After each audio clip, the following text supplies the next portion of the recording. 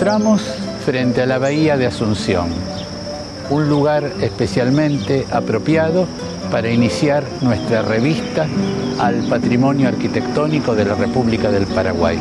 Y es precisamente aquí, en esta bahía, en la margen izquierda del río Paraguay y frente a su confluencia con el río Pilcomayo, que se fundará la ciudad de Nuestra Señora Santa María de la Asunción.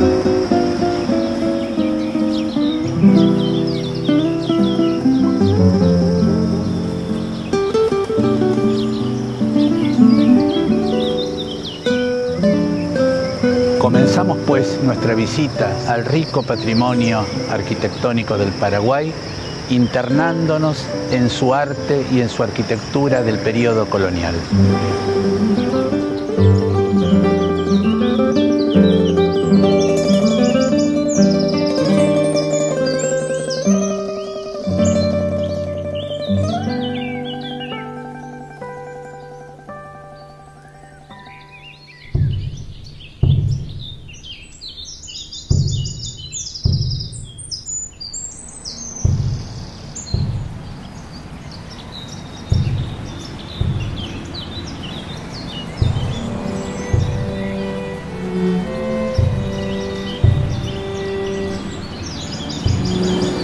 La iglesia de Yaguarón tiene un material que la define, que la caracteriza, un material que de algún modo triunfa por sobre todos los otros y que hace que su arquitectura sea inolvidable. Y este material es la madera.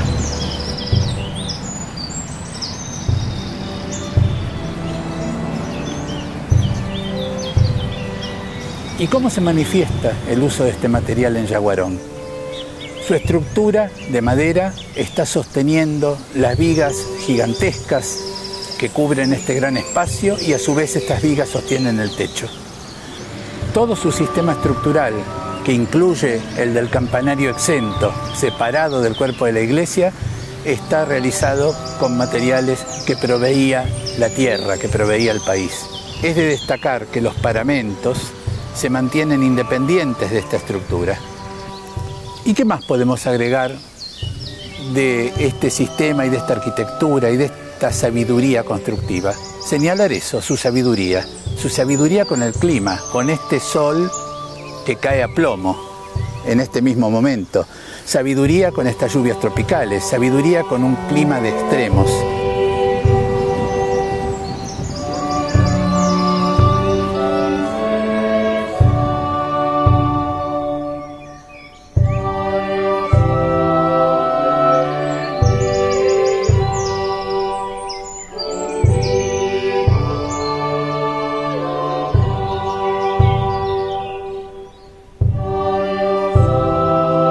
Nos encontramos en una de las galerías laterales de la iglesia de Yaguarón. Estas galerías que rodean a la iglesia por sus cuatro lados y que son una característica inseparable de la arquitectura paraguaya, no solamente de la religiosa, como en este caso, sino también de la arquitectura doméstica, tienen una razón de ser que está directamente ligada al clima, a la geografía. Estamos en un sitio de características extremas, temperaturas extremas, sobre todo en el verano, en este periodo en que la estamos visitando, lluvias torrenciales, un alto porcentaje de humedad. Es decir que estas galerías están creando una situación de intermediación entre el exterior, bajo el sol calcinante del verano, y el interior fresco y umbrío. Y por otra parte tienen una función específica en la arquitectura. Piensen ustedes, habíamos dicho antes que toda la estructura de esta iglesia, la estructura portante, lo que la sostiene, todo el sistema es una estructura de madera independiente de los paramentos. Las paredes, los paramentos, los muros son de adobe y no tienen función estructural. Por lo tanto, están separados de esta estructura. Y estos muros de adobe, con las características climáticas de que hablábamos, el porcentaje de humedad y las lluvias torrenciales, tendrían una vida útil muy corta si estuvieran sometidos en forma directa a estos elementos.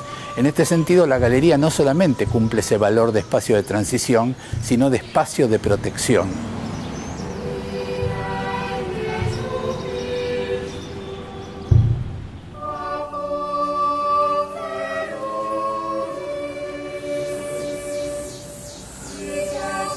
Comenzamos nuestra visita a la iglesia de Yaguarón por su magnífica sacristía barroca. También la sacristía muestra el esplendor del barroco mestizo, del barroco hispanoamericano, del barroco hispano-indígena, del barroco hispano-guaraní, que de todas esas formas se puede y se debe llamar.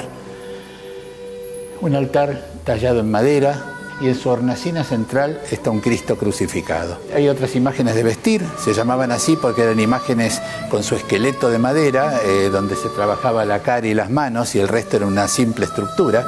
Este espacio está conformado por la bóveda de cañón corrido, con las pinturas, con las mismas pinturas que son una característica clave de esta arquitectura. Un trabajo precioso de pintura de mano de obra indígena, y sobre el presbiterio una cúpula de gajos colocada antecediendo al altar. Dejamos ahora esta sacristía con estas tallas magníficas y con estas pinturas que la caracterizan y nos dirigimos al espacio mayor de la iglesia.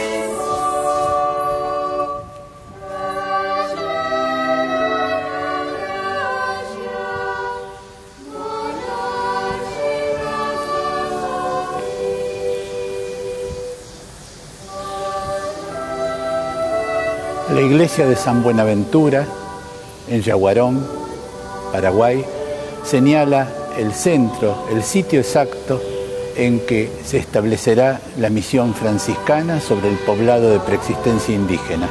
El templo que llega hasta hoy, en el que estamos, comenzará a construirse a mediados del siglo XVIII, en 1755, y su obra concluirá en 1772.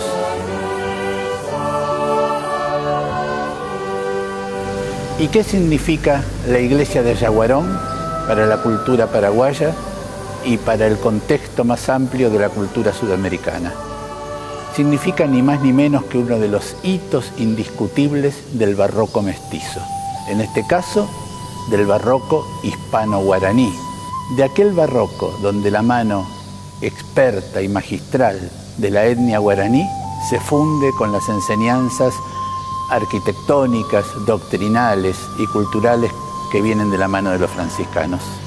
¿Y dónde se hace más evidente el triunfo de esta corriente que conocemos como barroco dentro de esta iglesia magnífica? En su altar mayor, en el retablo de su altar mayor, una de las maravillas de la talla mestiza de nuestra América.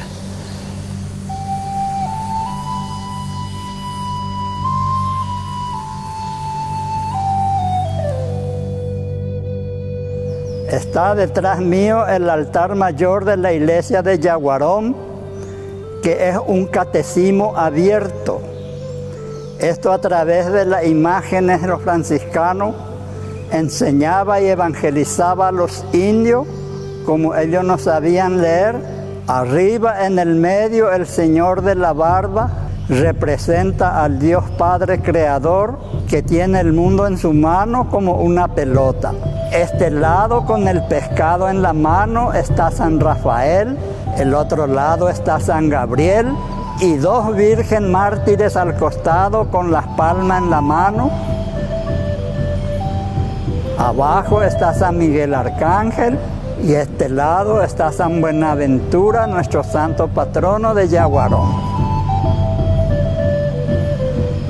En el medio está la Virgen Inmaculada de la Concepción, iluminado por el Espíritu Santo, que es la paloma. Y en el fondo se ve San Pedro. Donde está San Pedro representa la puerta del cielo y está custodiado por dos ángeles. Y la grada son los sacramentos o la ascensión al cielo, que tenemos que ir escalando para llegar junto a San Pedro, y la Virgen está como mediadora ahí en el medio.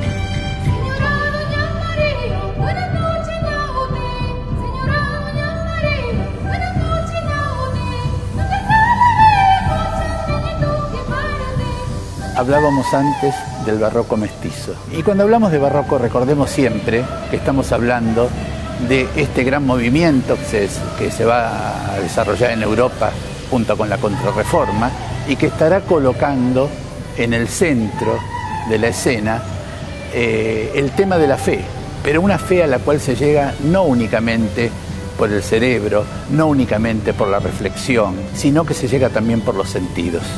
Por eso los altares barrocos, como este magnífico que enjolla esta iglesia, están tan llenos de dramatismo, de curvas, de luces y sombras.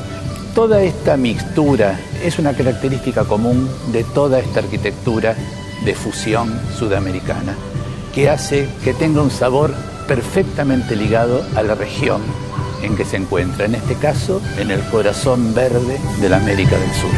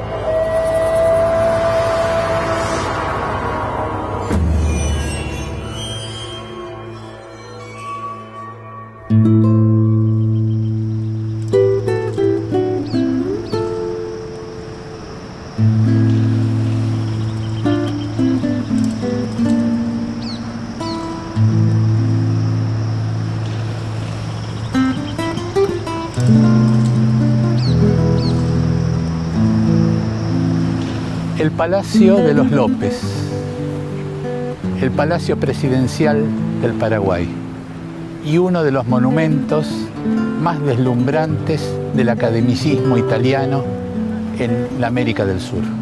Una composición simétrica que está mostrando todos los esplendores de la tradición académica italiana, una mirada neoclásica sobre la antigüedad, un hálito palladiano que también se encuentra en las proporciones perfectas de este palacio, y cómo se hace presente la arquitectura italianizante en el Palacio de los López. La vemos representada en su frontis, en sus órdenes de columnas que marcan el piso bajo y el piano nobile, en esa loggia magnífica y profunda que articula y da dramaticidad a una fachada perfecta, en los cornisamentos, en los balaustres. Todo el repertorio de la gran tradición clásica italiana está plasmado acá, sobre la bahía de Asunción, en el palacio que comenzó el mariscal López en un momento en que veía un futuro feliz para su patria y que quedó tronchado luego por la guerra de la Triple Alianza, por la guerra del Paraguay, y que se reconstruirá posteriormente, recibirá los embates de la guerra y será reconstruido con posterioridad. Esta alhaja, como decíamos antes, de la arquitectura italianizante en nuestros países de la Cuenca del Plata, forma parte de un rosario que nosotros ya vimos en la Argentina, que fuimos viendo a lo largo y en el desarrollo del Paraná, a lo largo que íbamos subiendo por el Paraná, en una de las márgenes, y por el Uruguay, en la otra de nuestra Mesopotamia. Lo veíamos en Entre Ríos, lo veíamos en Rosario, lo veíamos en Corrientes, en Posadas, lo vemos en Paraguay. Así como la sangre corre por venas y arterias irrigando al cuerpo humano, del mismo modo, esta arquitectura magnífica subirá por los grandes ríos de la Mesopotamia y por el río Paraguay para irrigar culturalmente a toda esta región central de nuestra América del Sur.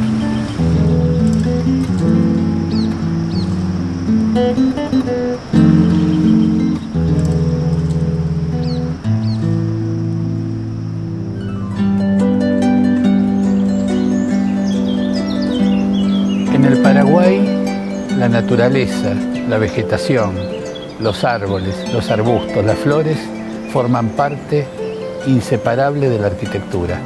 La completan, la conforman, le dan un sentido especialísimo.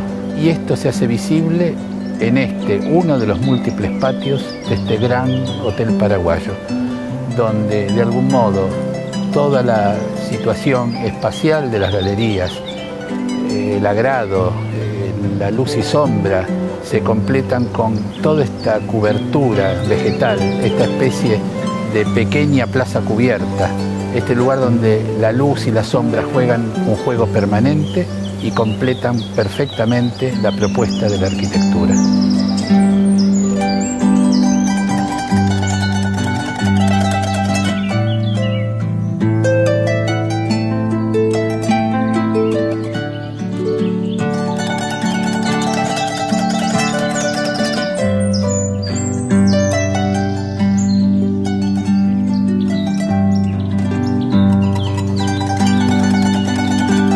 Esta es una de las galerías del Gran Hotel del Paraguay.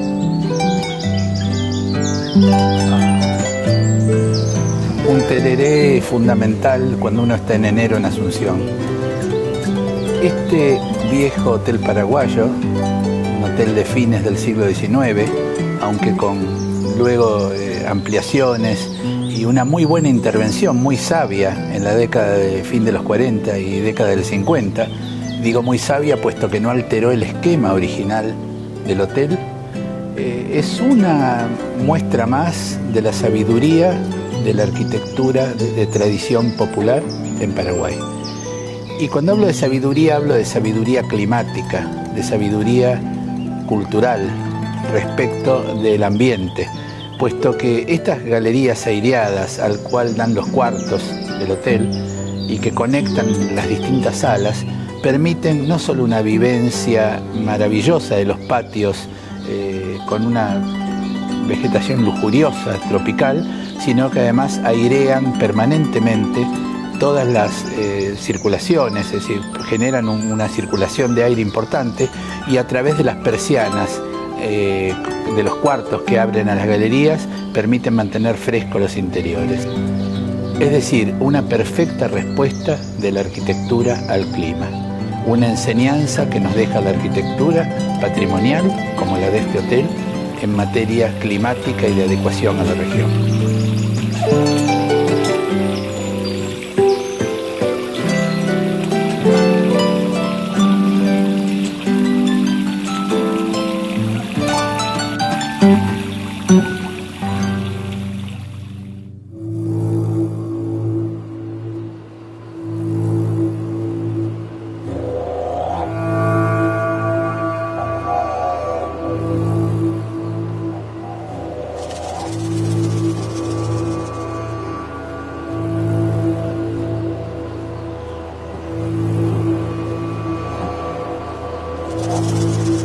Este ámbito magnífico, maravilloso, es una de las instituciones fundamentales para la cultura en Paraguay. Es el célebre Museo del Barro. Y el barro está presente en las paredes que contienen estas colecciones magníficas. Colecciones de un Paraguay que no siempre estaba a la vista hasta el momento en que este museo se inaugura. Colecciones de arte popular, colecciones de arte indígena y también lugares, espacios para la muestra del arte contemporáneo paraguayo. La obra arquitectónica pertenece al que fuera un gran artista y arquitecto paraguayo, recientemente fallecido, el arquitecto Carlos Colombino, uno de los fundadores, además de la institución, junto con Ticio Escobar y con el arquitecto Osvaldo Salerno.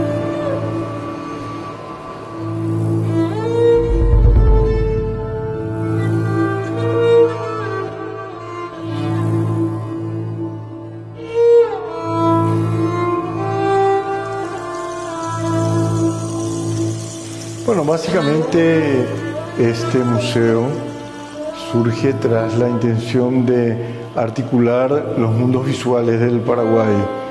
Es un proceso, no partió tanto de un proyecto claro, sino que en cierto sentido la curaduría, la museología, digámoslo así, se dio un poco hacia atrás, cuando ya había colecciones que se estaban formando de primero arte moderno paraguayo, paralelamente arte popular mestizo y últimamente, por último, se sumaron las colecciones de arte indígena y todo se fue como trenzando.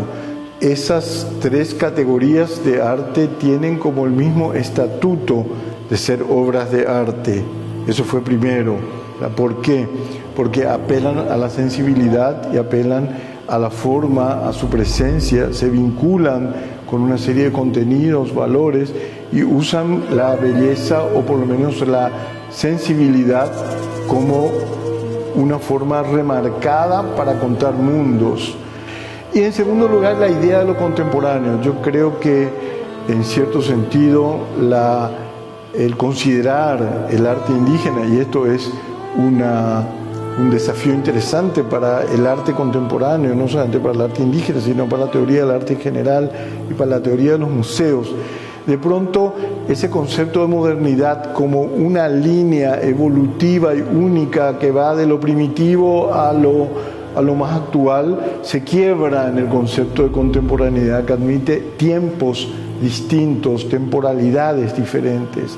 Esta colección de piezas indígenas, estos trajes que son formalmente precolombinos, porque se siguen produciendo de época precolombina, pero ¿qué pasa? Siguen vigentes, se siguen haciendo hoy, tienen sentido, mantienen como su expresividad y mantienen su vigencia. Entonces es arte contemporáneo, se hace hoy, sirve hoy, tiene sentido para mucha gente, para otra no, pero también en cierto sentido el arte indígena se enfrenta con naturalidad a la problemática mayor que tiene el arte contemporáneo, el cual es cómo conservar un terreno propio de la forma, de la belleza, o lo que se llama la autonomía del arte, y paralelamente también abrirse a los contenidos de la historia, de la política, de la subjetividad, del mundo, del extramuros de lo artístico.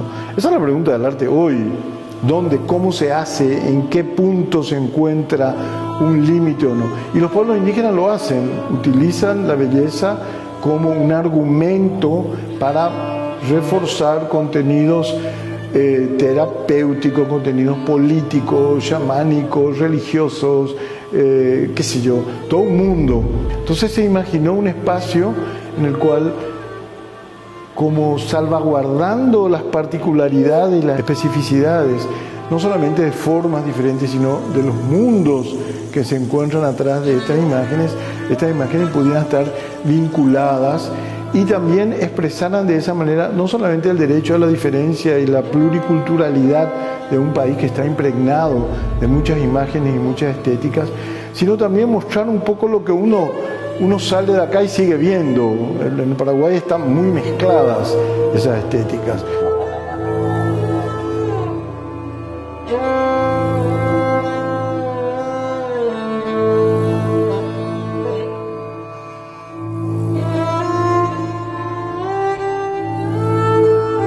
El mundo de las imágenes que uno ve en Paraguay es un mundo promiscuo, es un mundo mezclado. Nosotros quisimos también demostrar eso siguiendo la lógica del museo, las museografías adecuadas, las expografías, pero manteniendo también ese rumor continuo de muchos mundos y el engranaje así de constelaciones diversas y que producen también por acumulación como una sensibilidades diferentes.